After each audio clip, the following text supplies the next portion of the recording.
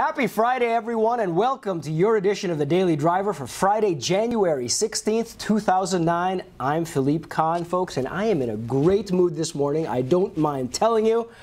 I got my car back last night, and you may not know this, but it was in a slight accident a couple weeks ago just before Christmas. I had parked it out on the street, and some guy in this big truck backed right into it. It wasn't too serious. It was just a plastic bumper cover, but he had managed to knock out both of the kidney grills right out of that front bumper, and it was the saddest thing you'd ever seen. It looked like my Z4 had gotten punched right in the mouth and gotten its teeth knocked out. So getting it back yesterday and driving it around, and this morning especially, that car is just delicious, folks, and I don't mind telling you. So a good way to start the Friday. Got a couple of shout outs to a few of my customers this morning.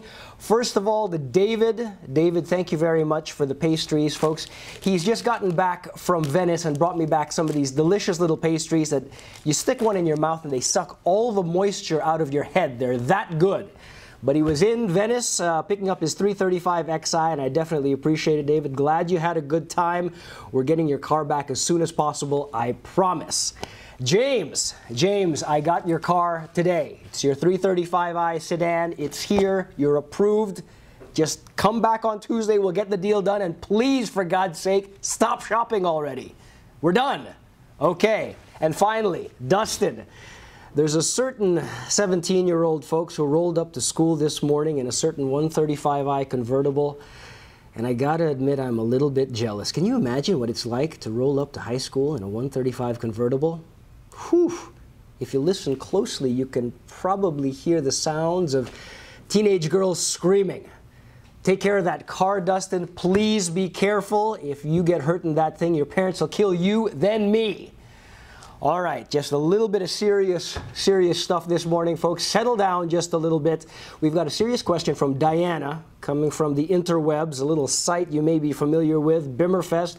And Diana asks, is the MDCT worth it? A very, very good question, one that's puzzled philosophers for ages, and I'm going to take a crack at it this morning. The MDCT, as you may know, is the M dual clutch gearbox currently offered in the 2008 and 2009 M3.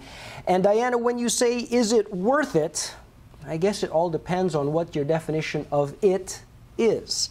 If by it you mean the $2,700 that the option costs, well, then I'd have to say absolutely. That's technology right there that wasn't available at any price, at any car, anywhere, just a few years ago. So with $2,700, it's an absolute steal. But if by it you mean the driving experience, well, then the question gets a little bit muddled. First, a primer on what exactly the MDCT is, folks. It is basically two separate drive shafts. On one drive shaft, you've got gears 1, 3, 5, and 7. And on the second, you've got 2, 4, 6 in reverse. It's got two clutches, as dual clutch transmission states. One clutch will engage a gear completely, while the other is in a holding pattern, if you will, pre-selecting the next higher or next lower gear, depending on how you're driving. Because there are two clutches, it's actually possible to engage two gears at once.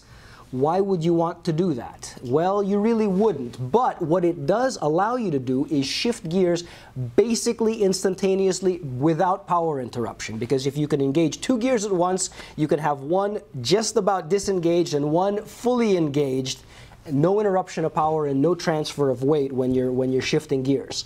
Why is this important? One, the MDCT will accelerate faster than a regular manual transmission, even with the best driver. I don't care who you are. That MDCT is going to be quicker. It's also going to be more efficient. However, and this is the big however, it will be somewhat less involving. And that there is the key distinction. And these are enthusiast cars, so some folks still like to have some part in that process of shifting gears. The MDCT, it's a bunch of computers. It's Intel inside. It's HAL 9000. Flip a switch, tap the lever, boom, you're in the next gear.